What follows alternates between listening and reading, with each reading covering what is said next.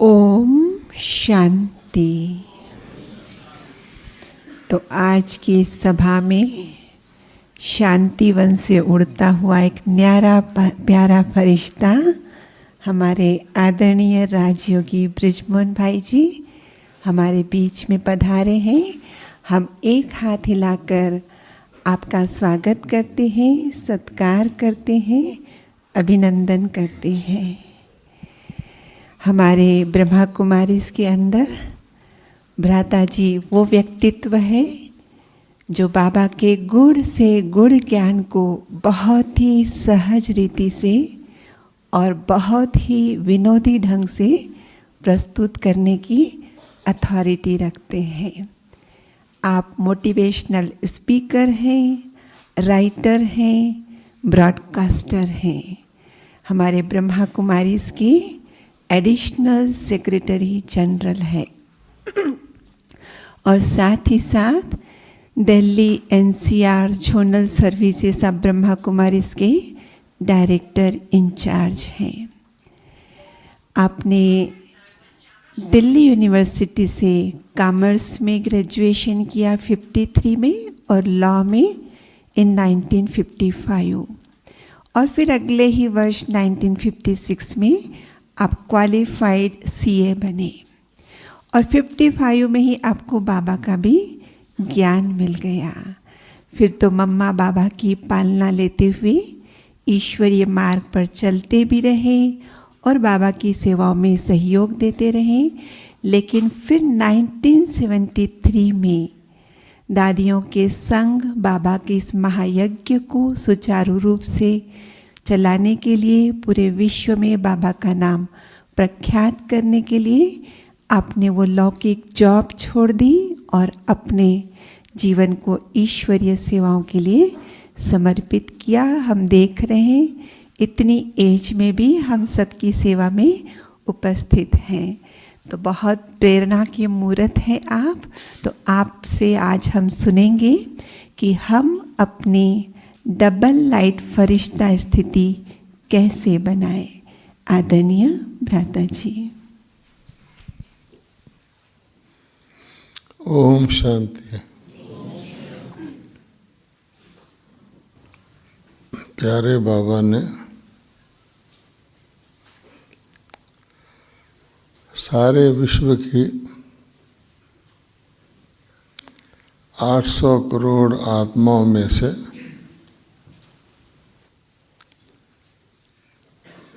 हम थोड़ी सी आत्माओं को चुना है। गीत भी बोल रहा था कि भगवान की नज़र पहले पहले बच्चों पर पड़ी। अब इतनी ही बात कितना हमारा पद्मा पदम सौभाग्य बताती है कि भगवान ने आपको चुन लिया।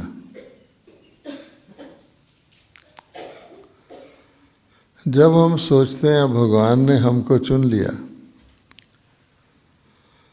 फिर अपनी ओर देखते हैं तो कभी कभी ख्याल आता है हमें भगवान ने चुन लिया। हाँ, हमें तो आसपास के लोग भी कुछ नहीं समझते, हमें भगवान ने चुन लिया। शीशे में जाकर देखते हैं तो और ही क्वेश्चन पैदा हो जाता, भगवान को और कोई नहीं मिला। अच्छा, तो इसलिए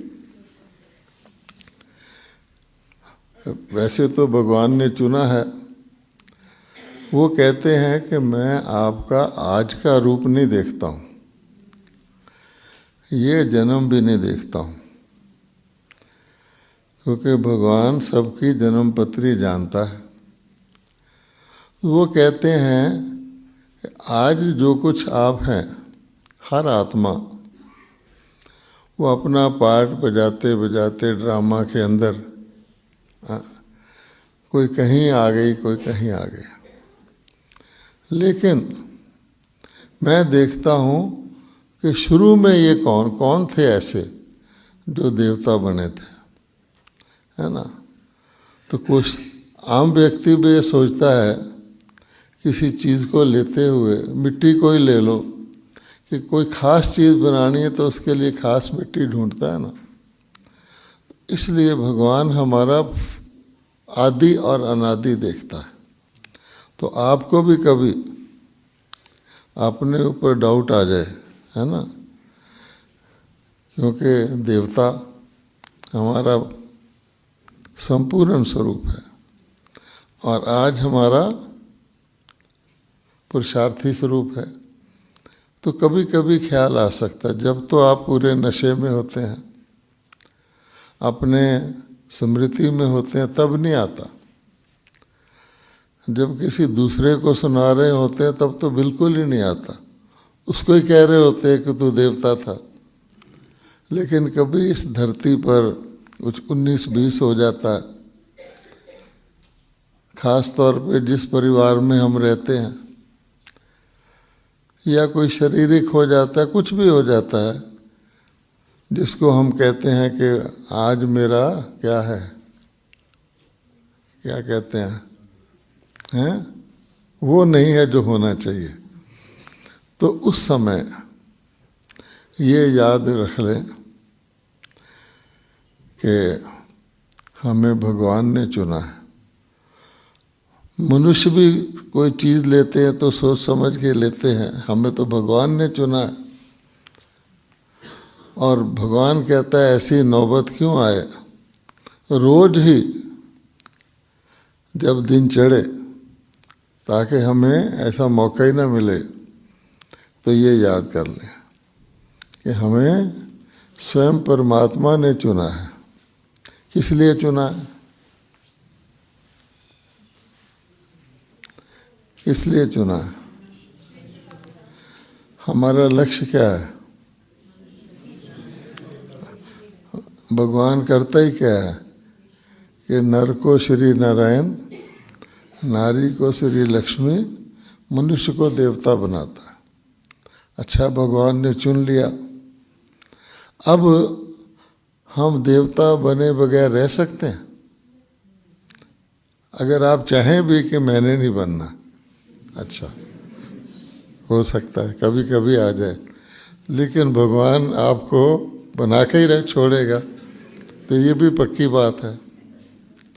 अच्छा, इसलिए कहा जाता है कि जीवन की नैया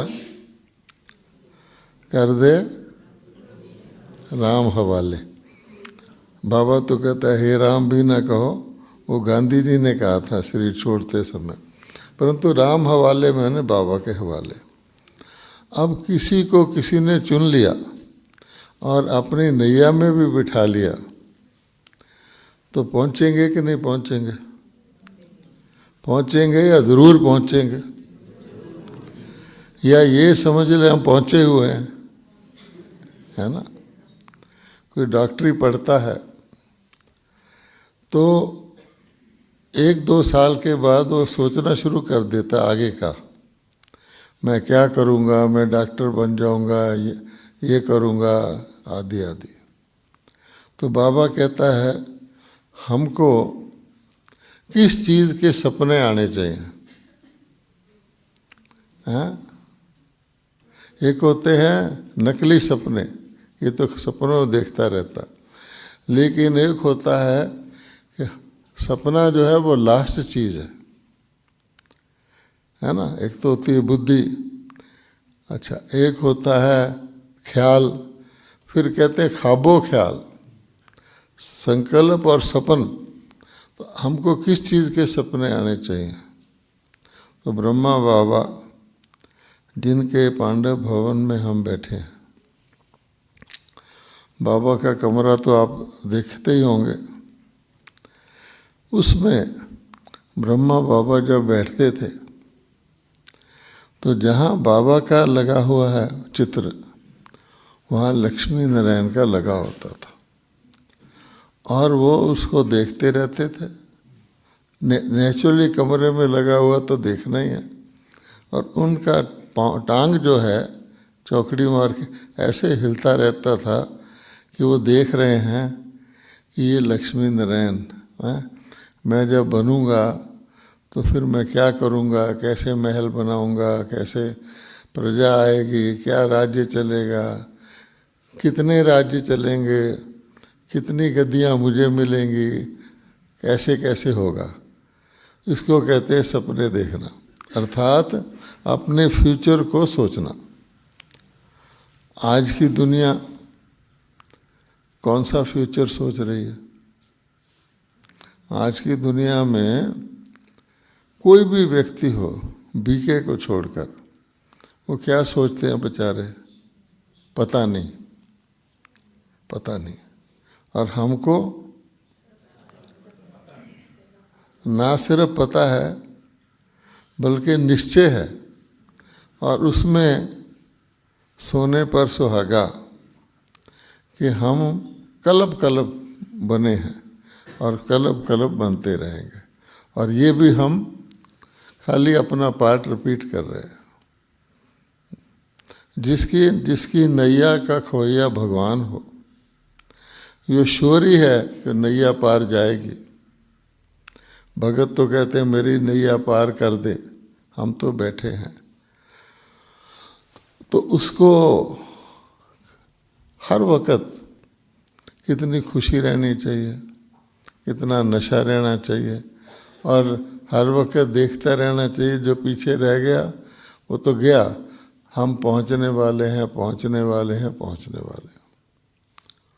अच्छा, अब बाबा ने हमें यात्रा का स्टेशन भी बता दिया कि आप कहाँ तक पहुँचे। तो आपके ख्याल में हम अपनी यात्रा में कहाँ तक पहुँचे हैं? श्री राधे कृष्ण का राज्य आने में कितनी की देर है? पहले तो कुछ जब हम ज्ञान में आए थे तो थोड़ा बहुत सोचते थे अभी टाइम है। बाबा भी कहते थे अभी थोड़ा टाइम है संपूर्ण बनने में। अब कितनी की देर है? आप दुनिया के हालात भी देखते हैं, बाबा की मुरलियाँ भी सुनते हैं, यज्ञ को भी देखते हैं क्या हो रहा है यज्ञ में, कि बारी बारी कहाँ सज्जू की तैयारी में जा रहे हैं। जिस दिन बाबा का टर्न होता है, कोई बाबा की मुरली आती है, वीडियो जैसे हमने पीछे देखी, अब फिर देखेंगे 30 तारीख को, तो क्या दिखता है उसमें? हाँ, और तो सब कुछ दिखता ही है, मुरली तो सुनते ही हैं, और क्या दिखता है कि ये पिछली मुरली में थे, आज नहीं है, है ना। अच्छा, फिर देखते हैं कौन कौन नहीं है, तो धीरे धीरे फिर धरती पर देखते हैं यहाँ, फिर कहते हैं कितने के बचे हैं। अच्छा, क्यों? अब स्थापना लगभग पूरी हो गई है। जितने बाबा को चाहिए शुरू करने के लिए उतने हो गए हैं। तो बाबा कहते हैं मुझे शुरू करने के लिए जितने चाहिए वो मिल जाए तो फिर आगे आप पे गाड़ी चलती रहेगी। तो जब हम ऐसी स्थिति में पहुंचे हुए हैं कि जब नैया जो है लगभग किनारे लग गई है और हमें खाली एक कदम ही उससे उतरना है, तो उस समय हमें क्या करना चाहिए? क्योंकि टाइम टेबल तो हर एक बनाता है ना, भाई दिन शुरू होता है, पता होता है सारा दिन पड़ा है, धीरे धीरे ख़त्म होता जाता है तो टाइम टेबल बनता जाता है।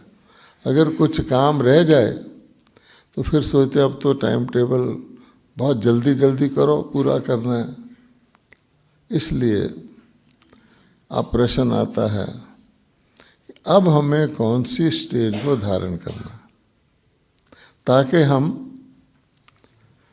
भले इंडिविजुअली व्यक्तिगत तौर पे हर एक का समय अलग अलग हो सकता है, लेकिन जब टोटल समय आ जाएगा तो उस समय तो फिर सबको जाना पड़ेगा, और वो बड़ा जो है परिवर्तन का समय वो दिख रहा है। इसलिए क्या करना चाहिए, तो जितना समय बचा होता है उसी हिसाब से स्पीड होती है। अभी थोड़ा समय पड़ा है, और बिल्कुल हो कि भाई अब समय आ गया तो अलग बात हो जाती है। आपको सामने दिख जाए कि ट्रेन तो आ रही है और बस प्लेटफॉर्म पे आने वाली, तो आप क्या करेंगे? बिल्कुल ऐसी स्थिति में हो जाएंगे कि सारा सामान इकट्ठा करके देखने लगेंगे कि ट्रेन कब आए और मेरा डिब्बा कब आए, तो बिल्कुल एक्टिव हो जाते हैं। इसी प्रकार से ये तो बड़ा मामला है, ये तो फाइनल यात्रा है, तो इसमें हमें क्या करना है फिर? वो होना है। अच्छा, आप सोचेंगे कि हम अपनी आज की स्थिति को देखते हैं तो लगता है कि बड़ा मुश्किल है, या कुछ मुश्किल है, या कोशिश करेंगे। लेकिन जिसने हमको चुना है, जिसने हमारी नैया को पार लगाना है, उसने ये भी तो प्लान किया हुआ होगा कि जब ये नैया से उतरेंगे तो अपने अपने टाइम पे ठीक उतरेंगे। इसलिए जैसे एक साधारण काम में भी हम अपनी स्पीड को, अपनी स्थिति को, रेडीनेस को बदल लेते हैं। अब हमको खाली क्या करना है, ये पक्का पता है कि उसने हमारे अंदर वो शक्ति दी हुई है पहले से ही, लेकिन अब हमने उसको यूज़ करना है ना। जैसे सेना वाले होते हैं, तो सेना वाले जैसा सामने युद्ध चल रहा होता है उसके अनुसार अपना शस्त्र यूज़ करते हैं। अगर कोई सेना वाला थोड़ा केयरलेस हो, सामने से दुश्मन आ रहा है, ज़रा दूर है, और वो पिस्टल निकाल के चलाना शुरू कर दे, तो पिस्टल की गोलियां भी जाएंगी और वो तो पिस्टल तो उस तक पहुंचेगा ही नहीं, है ना। दुश्मन नज़दीक आ जाए, फिर वो सोचे नहीं नहीं पिस्टल नहीं, फिर वो तोप चला दे, तो तोप का गोला उस दुश्मन के परे चला जाएगा और दुश्मन उसको गले से पकड़ लेगा। हथियार गलत यूज़ कर लिया ना। इसलिए बाबा ने हमको सब चीज़ें बताई हुई हैं, अभ्यास भी कराया हुआ है, और स्वयं भगवान धरती पर क्यों आए?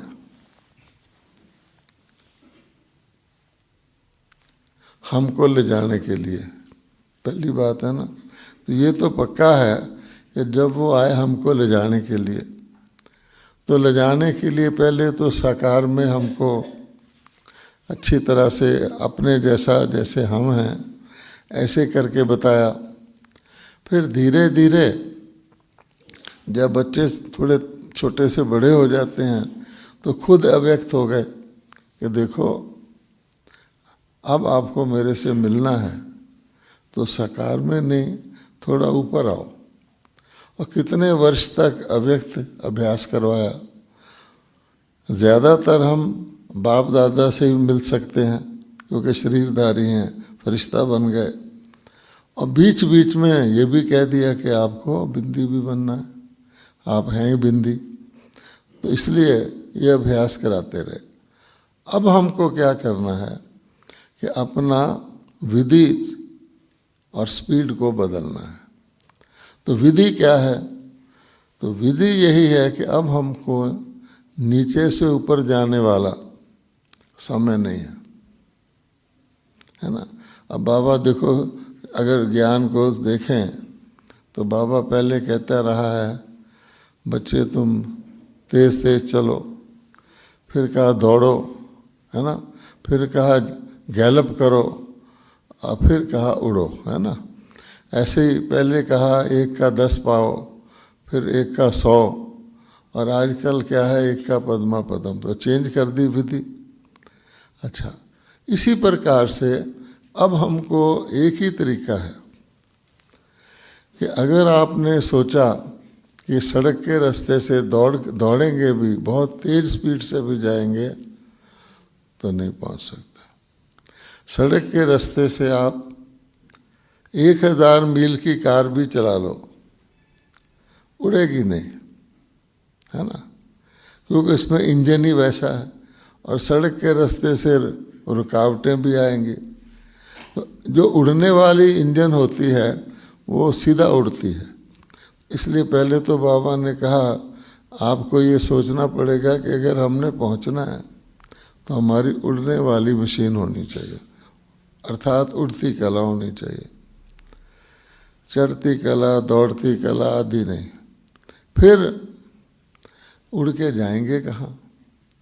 तो फिर कहते हैं जी कि पहले सूक्ष्म वतन में जाना है।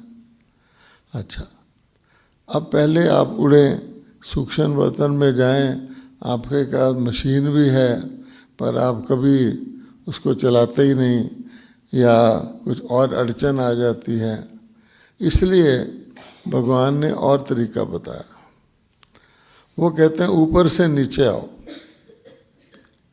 क्योंकि ऊपर से नीचे आएंगे तो आपको पता है ऊपर से नीचे आने में ना तो मेहनत लगती है। आप ऊपर के वासी हो गए, नीचे आए तो बहुत आसान हो जाता है।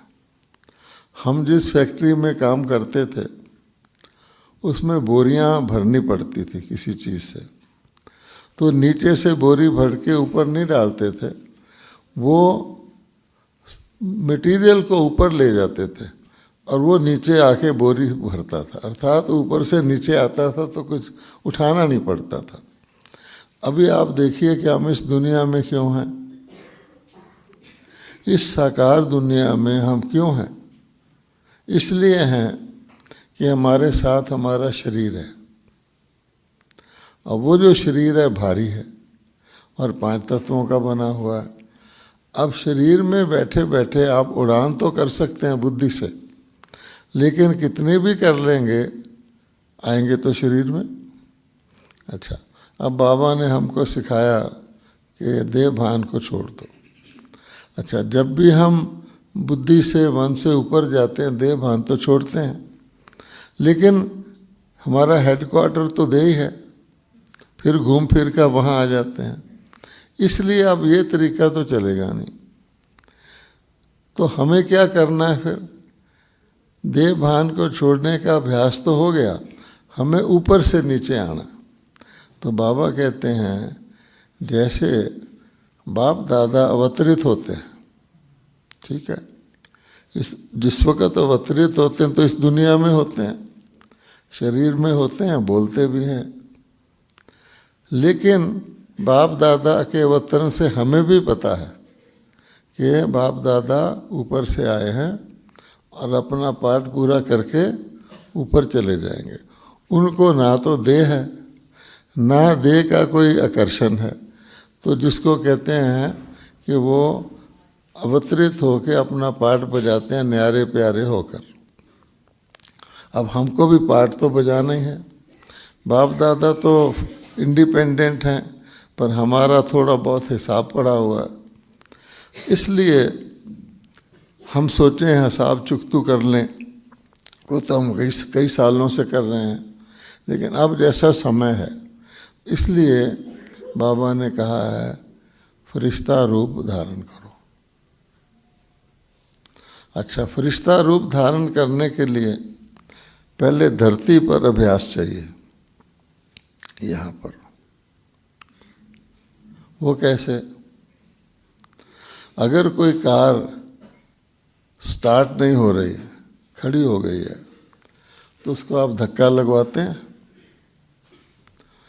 जब आप उसको धक्का लगवाते हैं तो 3-4 लोग तो चाहिए होते हैं धक्का लगाने के लिए।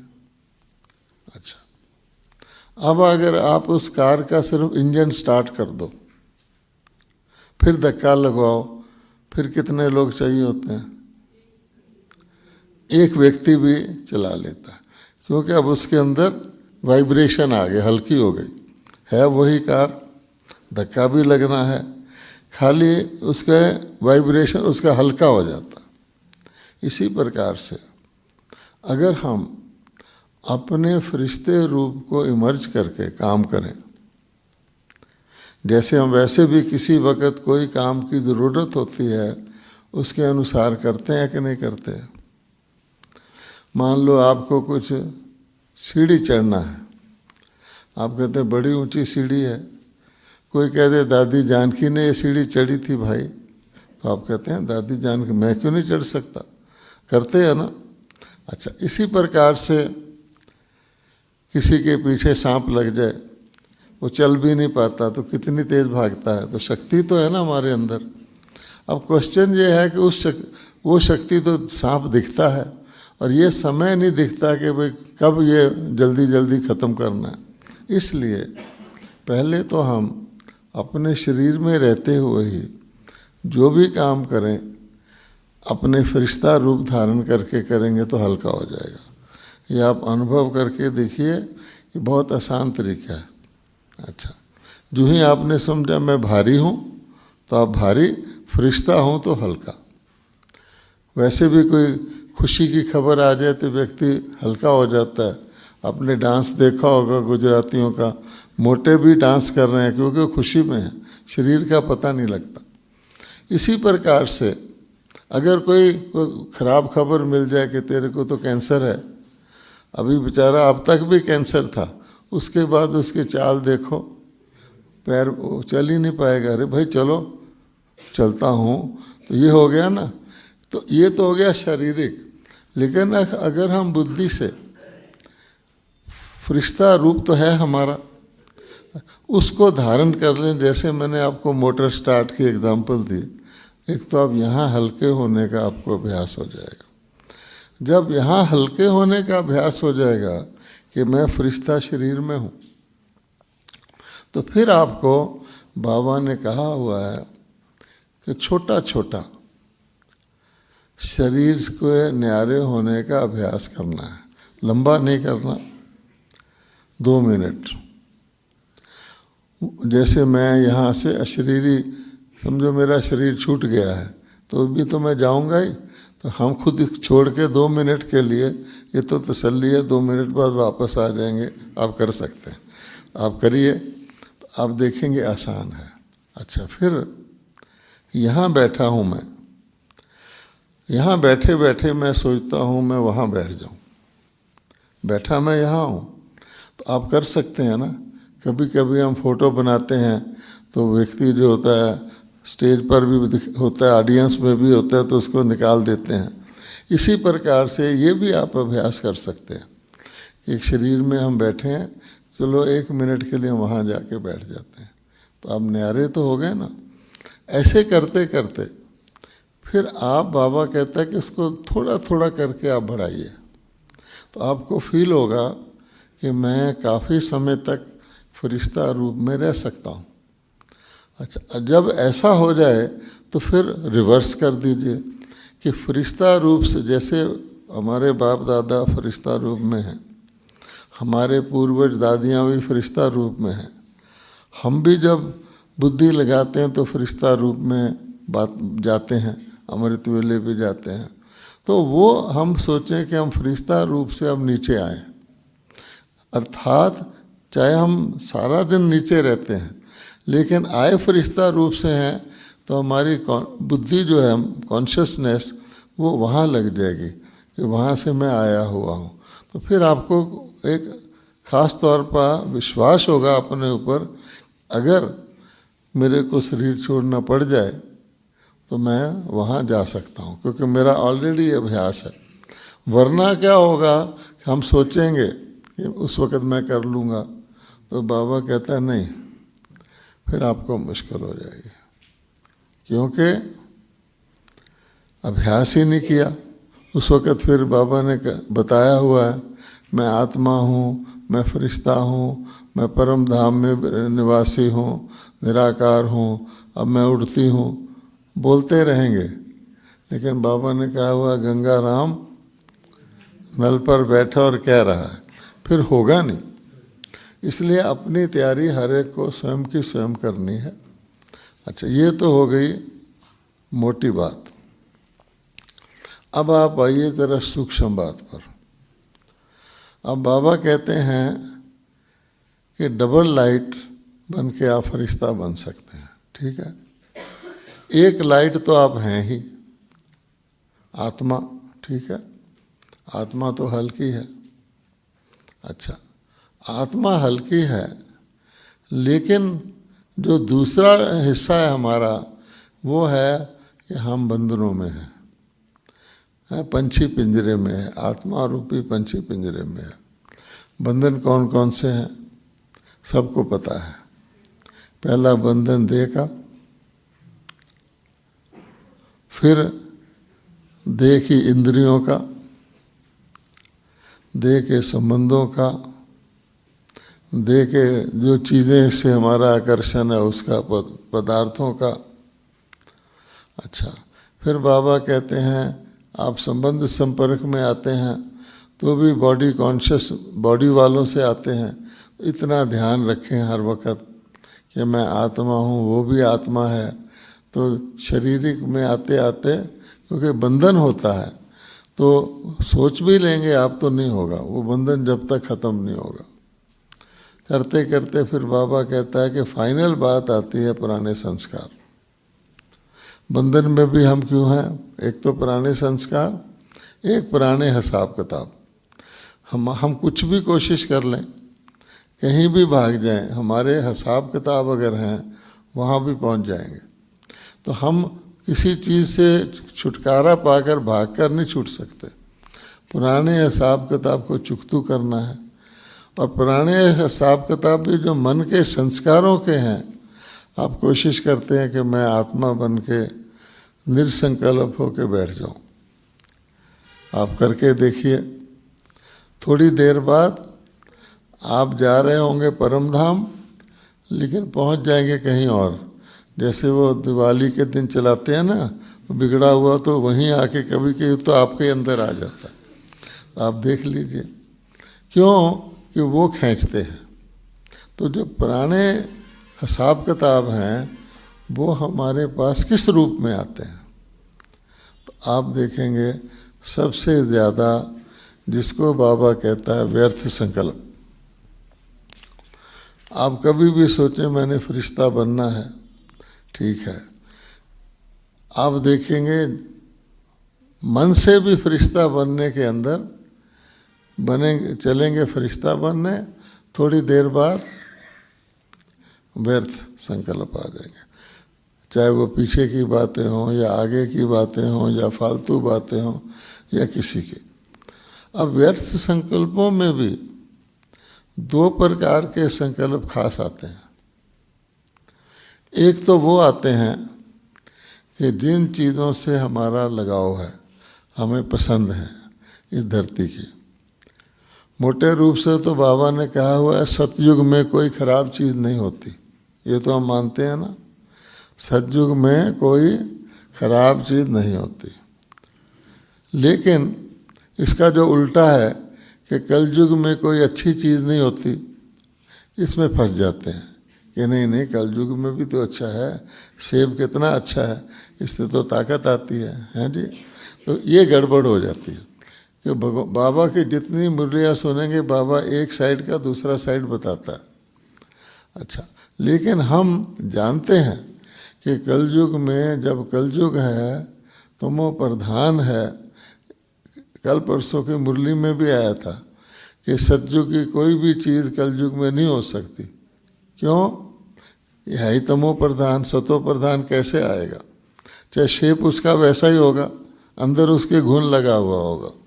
तो मोटे रूप से जिसको कहते हैं बेहद का वैराग, कि हम पहले तो दिल में धार लें कि ये दुख की दुनिया है, इसमें टेम्परेरी अल्पकालिक सुख दिखेगा तो धोखा है। इसलिए हमको एक तो लगाने वाली जो चीज़ें हैं वो योग में आएंगी आपके सामने। अगर आपको बेहद की विराग वृत्ति होगी कि भले यहाँ अच्छे भोजन जिसको हम कहते हैं अच्छे फल हैं, सैर करना भी अच्छा है, ये भी अच्छा है, पैसा भी अच्छा है, लेकिन ये सारे साधन हैं। और बाबा ने कहा हुआ है, जैसे संगम युग का बताया था कि संगम युग पर तुम सेफ हो, बाहर तुम कलयुग है। तो कई बार कलयुग भी अंदर आ जाता है, क्योंकि मन के अंदर कोई छुपा के चीज़ ले आता है। एक तो ये है।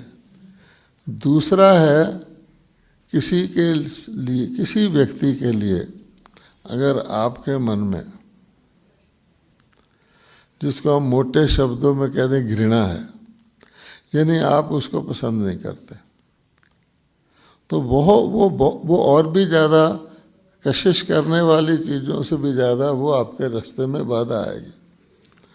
जो ही आप योग लगाने बैठेंगे वो व्यक्ति सामने आ जाएगा, जो ही आप बैठेंगे वो सामने आ जाएगा। अगर गलती से आप कहीं बैठे हैं और आपके साथ वाली सीट पर आके सिर्फ वो बैठ जाए तो फिर क्या होता है? कोई फंक्शन हो रहा हो, कुछ भी हो रहा हो, तो सारा कुछ भूल के ये कैसे बैठ गया। अच्छा, इतना लगता है जैसे पता नहीं क्या बैठ गया है, कोई कोबरा सांप बैठ गया, तो उसके हट ही नहीं सकता मन, ये कैसे बैठ गया। किसी के कमरे में भी डाल दो, अच्छा तो क्या होता है, तो नींद ही नहीं आती, खाना भी स्वाद नहीं लगता, ये हालत है। इसलिए ये बहुत खतरनाक चीज़ है जिसको कहते हैं घृणा करना। घृणा कह लो, ईर्ष्या कर लो, बाबा ने बताया हुआ। अब इसका क्या इलाज करें? क्योंकि जब आप योग लगाएंगे और सब चीज़ ठीक है, आपकी पूरी तैयारी है, पूरी इच्छा है, बाबा की भट्टी करी है, अव्यक्त वाणी सुनी है, आ जाएगा। तब बाबा कहते हैं कि ये जो सूक्ष्म चीज़ें हैं इसका पहले ध्यान करना। और बाबा ने हर चीज़ के आसान तरीके बताए हुए हैं। वास्तव में आप जो बाबा की विधि है उसके अनुसार चलें तो बिल्कुल आसान है, और हम उसको मुश्किल कर लेते हैं। बाबा हमेशा कहते हैं, एक तो मैं साथ हूँ, अब उसका साथ लेने के लिए हम बैठे हैं और बीच में वो आके खड़ा हो जाता है, शनि देवता की तरह। आप हटाओ, नहीं हटेगा, 10 बारी कोशिश करो दोबारा आएगा। अच्छा, इसका तरीका बाबा ने बताया हुआ। तब करके बाबा ने कहा कि देखो, बिजी रहना का तो मैंने कहा हुआ, लेकिन किस चीज़ में बिजी रहना। अगर आप सोचिए सारा दिन सुबह से शाम तक आप बिजी किस में रहते हैं। बिजी में बेसिक बात होती संकल्प, हमारा मन कहाँ बिजी है। तो अगर हम सुबह से शाम तक कलयुग की इस दुनिया की या इस जन्म की चीज़ों में बिजी हैं, इस जन्म की सिर्फ सुदर्शन चक्कर घूम रहा है, आप आत्मिक स्थिति में है या शारीरिक स्थिति में है। अगर मैं इस जन्म का सोचता, मैं आत्मा कितना भी करूं, हूँ मैं शारीरिक स्थिति में, क्योंकि मेरा प्रोग्राम ही इतना इस जन्म का, सुबह से शाम तक वही ख्याल आ रहे हैं। अच्छा, थोड़ी बेटर हो गया तो अभी मैं थोड़ा बेटर हो गया, ये नहीं चलेगा। इसलिए बाबा कहते हैं कि आपको जैसे बाबा ने किया, ख्वाब में भी हमारे, ख्याल में भी हमारे फ्यूचर आना चाहिए। वो तब आ सकता है अगर हम पास्ट की बातों में ना जाएं और वर्तमान जीवन को में आज की बातों में ना जाएं। इसमें जिससे घृणा वगैरह है, बाबा कहता है घृणा का एक संस्कार है। अगर आपके अंदर किसी एक व्यक्ति से घृणा हो गई, वो तो खास है आपके अंदर, इसका मतलब हुआ कि प्रेम पूरा नहीं है। हम समझते हैं कि 80% तो प्रेम है, 90% तो प्रेम है, 95% लोगों से मेरा प्रेम है। अगर 5% से नहीं हुआ तो 5% ही तो है। अच्छा, अब भगवान कहता है नहीं, प्रेम है तो पूरा प्रेम, परमात्मा प्यार का सागर है। तो खराब से भी, जिसको छूना भी मुश्किल हो, उससे नफरत करता है। बाबा कहता है अगर मैं करता होता तो जिस स्थिति में आपको मैंने बच्चा बनाया था वो देखो, तो मैंने अगर नफरत करता होता तो मैं बनाता ही नहीं, क्योंकि वो प्रेम का सागर है। तो प्रेम में नफरत नहीं आ सकती। इसी प्रकार से आप कहें कि 2-4 से मैं घृणा करती हूँ या करता हूँ, नहीं। उसके लिए बाबा ने बिजी किस में रहना है, तो बाबा ने कहा मैंने बताया हुआ शुभ भावना, शुभ कामना, ये सब जानते हैं। शुभ, अगर हम इसी में प्रैक्टिस में रहें कि मुझे शुभ भावना शुभ कामना रखनी है और कुछ नहीं करना। भक्ति में भी कहते थे जो करेगा सो पाएगा, सबका भला हो, मुझे क्या लेना है, मैंने तो अपना, मेरा काम है शुभ भावना रखना। सूरज का काम है रोशनी देना, उसने ये नहीं देखना कि डाकू का घर है तो मैं यहाँ रोशनी ना दूँ। तो इसलिए ये सारी जो गड़बड़ है जो खास तौर पे आती है वो है दूसरों व्यर्थ संकल्पों का मुख्य कारण है।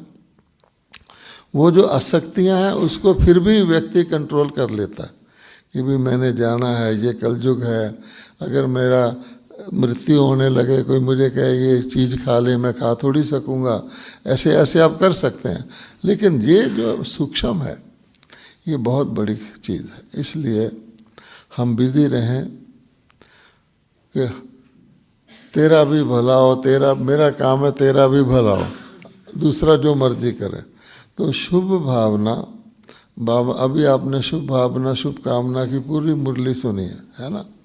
उसमें बाबा ने कई सारी चीज़ें बताई हैं और मेन बात बताई है कि संकल्प, कि आपके हर आत्मा के पास एक ऐसा पावरफुल सबसे तेज़ शक्ति है जो साइंस में पास वालों के पास भी नहीं है और ब्राह्मणों के पास वो है, अगर वो ठीक तरह यूज़ करें उसको, उसी में सुधार करना है। तो बाबा ने क्या कहा कि अपनी संकल्प शक्ति को हम एक पावरफुल इतना बना सकते हैं और इतना काम कर सकते हैं उससे, जैसे ब्रह्मा बाबा ने किया। लोग कहते ही हैं कि ईश्वर ने संकल्प रचा और सृष्टि रच दी, संकल्प से सृष्टि पैदा हुई। अब बाबा भी कहते हैं देखो विदेशियों को मैंने संकल्प से आवाहन किया, विदेशी आ गए। तो ब्राह्मण का संकल्प बहुत पावरफुल है। उस संकल्प शक्ति के अंदर जो व्यर्थ अंदर आ जाता है, दो प्रकार का, एक तो ये वाला और एक दूसरे वाला। तो इस वाले खराब वाले में तो शुभ भावना शुभ कामना इसका इलाज है। जब आप सबके लिए शुभ भावना शुभ कामना रखेंगे कि मेरा काम तो शुभ भावना रखना है, दूसरा कुछ भी करे, तो इसलिए आपको इससे आप बच जाएंगे। कोशिश करके देखें। दूसरा जो है संकल्प के अंदर बाबा ने कहा है एकाग्रता भरो और एकांत पसंद बनो, और उसका सार बताया है कि शांति की शक्ति को जमा करो। क्योंकि हम लोग योगी हैं, साधारण लोग नहीं हैं। हमारा लक्ष्य क्या है? सिंपल है, ये खाना पीना तो दुनिया भी करती है, जानवर भी करते हैं। हमारा लक्ष्य क्या है? बाबा ने कहा मुझे याद करो बस ना, मेरे याद से मैं शांति का सागर हूँ, आप में शांति आएगी। अच्छा, एक तो मुझे याद करो, दूसरा शुभ संकल्प रखो। तो अगर हम ये करते हैं तो आप देखेंगे कि आप फरिश्ता की स्टेज को जल्दी से फील कर सकते हैं। और ये हमको अब करना ही है, क्योंकि बाबा कहते हैं इसकी तैयारी रखनी है। जैसे कोई व्यक्ति रेडी होता है, ट्रेन आ रही है, बिल्कुल रेडी होता कि मेरे आगे जो डब्बा आएगा या जो मेरा डब्बा है उतना ही ध्यान रखता है। तो उसको भूला होता है मेरा घर कहाँ है, मैंने जाना कहाँ है। क्योंकि जैसे इंजेक्शन लगवाते हैं तो वहाँ तो कंसंट्रेट हो जाता है ना। अब ये जो एकाग्र शब्द बाबा ने कहा, एकाग्र हम क्या कोशिश करते हैं कि किसी किसी समय एकाग्र होते हैं, है ना। डॉक्टर भी जब हमें ऑपरेशन करना होता है कहते हैं सांस रोक लो, एक्सरे करना, हम एकाग्र हो जाए। अच्छा आप सांस छोड़ दो, हम कहते हैं शुक्र हुआ। थोड़ी देर में कहता फिर सांस रोको। तो हमारी एकाग्रता इस तरह की है, या तो प्रॉब्लम आ जाए या कोई ख़ास काम करना हो, ये एकाग्रता हमें वो एकाग्रता नहीं ला सकती। इसलिए एकाग्रता हम इस तरह की रखें कि हर काम में एकाग्र, क्योंकि फिर आप एवर रेडी होंगे। यानी आपने हर काम में, मान लो आप मुरली सुन रहे हैं उसमें एकाग्र, बाबा ने कहा उस वक़्त कहो कि योग बड़ा अच्छा सब्जेक्ट है, नहीं। भोजन खा रहे हैं तो भोजन में एकाग्र, अगर आप बातचीत करेंगे कर लो, आपको भोजन का ना तो टेस्ट आएगा ना पता लगेगा, और एकाग्रता होगी तो बाबा को याद करके भी खा सकते हैं। स्नान कर रहे हैं तो भी एकाग्र, तो ये एकाग्रता हमारी, क्योंकि हमारा एक ही लक्ष्य है, तो हमें बहुत मदद करेगी उस समय एकाग्र होने के लिए जब अपना ध्यान एक तरफ लगाते हैं। अच्छा, तो एक बात तो ये हो गई।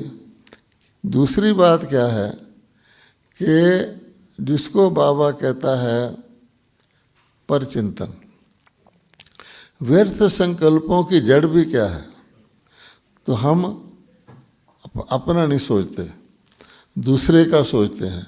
तो बाबा ने कहा हुआ सो चिंतन करो, सो दर्शन कमाओ, अपना ध्यान रखो। और एक और बात है, हम दूसरे को सुधारने की कोशिश करते हैं यज्ञ के हित में। यज्ञ के हित में कोई दिक्कत हो रही है, कोई गलत काम कर रहा है, कोई अमृत वेले नहीं आ रहा, कोई कुछ भी कर रहा है जो हमें ठीक नहीं लगता, यज्ञ के नियम के खिलाफ है। परंतु भगवान कहता है ये सबसे बड़ी गलती है। एक तो गलती को देखना और फिर उसको सुधारने की कोशिश करना और भी बड़ी गलती है, क्योंकि भगवान ने कहा हुआ ड्रामा एक्यूरेट है। अब हम एक्यूरेट के अंदर अपने कोशिश करें कि इसको ठीक कर दें। ड्रामा एक्यूरेट के मुताबिक कोई नीचे जा रहा है, अपने कारणों से जा रहा है। अच्छा, अब मैं सोचूं कि नहीं, भगवान उसको सिखा रहा है सीधा हो जा, नहीं हो रहा, अपनी कोशिश कर रहे हैं नहीं हो रहा, तो मेरे दिमाग में आता है कि भाई ये तो यज्ञ के खिलाफ है, तो ये दूसरे को सुधार करने की कोशिश करना वेस्ट ऑफ टाइम, और बल्कि वो नहीं सुधरेगा। आप किसी को कह दो तो ऐसे करता, नहीं सुधरेगा।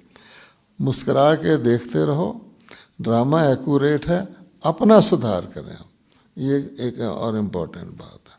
तो इस प्रकार की चीज़ों से अगर हम भिन्न भिन्न तरीके से आसान अपनाएंगे कि फरिश्ता रूप धारण करके शरीर से काम करवाएं, शुभ भावना शुभ कामना रखें, और व्यर्थ का बहुत ध्यान रखें, जिसमें परचिंतन आता है दूसरे को ठीक करने की या राइट साइड लेने की, कि ये राइट साइड है, ये सच है, इसलिए मैं सच के साथ हूँ।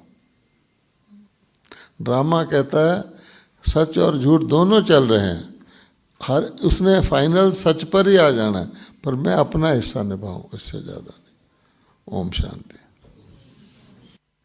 तो अवश्य ही आप सभी को बहुत सुंदर मार्गदर्शन मिला होगा डबल लाइट अव्यक्त फरिश्ता स्थिति बनाने के लिए।